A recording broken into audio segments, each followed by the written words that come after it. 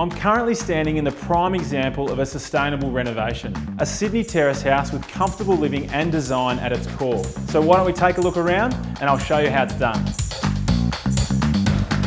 A sustainable renovation should ideally include a solar system, and where possible, batteries to back up any excess energy that's created from that system. This 8-star home is powered by a 3.2 kilowatt photovoltaic system that on average generates 200% of the energy demands required for the home. Nothing beats the sun's rays to light or heat your home, so optimise this in your renovation or new build. Add skylights or north-facing windows to let light flood through the home, no matter the season. If you're building new, think about orientation and how to best maximise it for optimal sun exposure.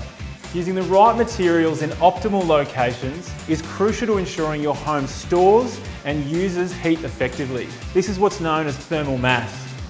This home's concrete floor absorbs the sun through the skylights above me during the day and releases it back into the house during the night when the temperature drops. Your choice of insulation is important, so don't scrimp on this.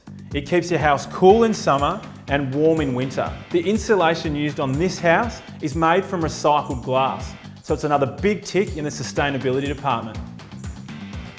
Windows are a big source of heat loss in any home, but there are a number of ways to combat this at a range of different price points. Here, they've used a combination of double glazing and low E performance glass. It keeps the heat out in summer and in winter. If you design your window layout with airflow in mind and fit louvered windows and fly screens, you will allow the breeze to pass straight through the home, naturally regulating the temperature and keeping it nice and comfortable year round. In this house, they've even designed the staircase to allow that cross ventilation to flow right through the house.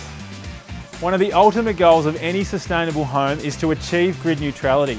And by following these tips, we'll hopefully have you reducing your energy bills and your family's carbon footprint.